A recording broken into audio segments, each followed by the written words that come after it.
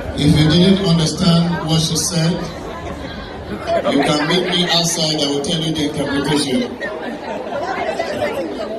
Antin ango ake nema.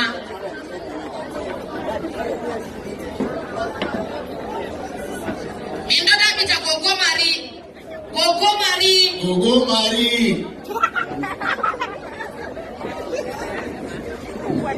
Ina Gogo Mari. Ato Gogo Mari.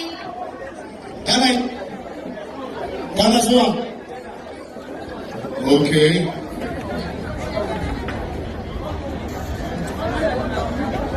Yawwa.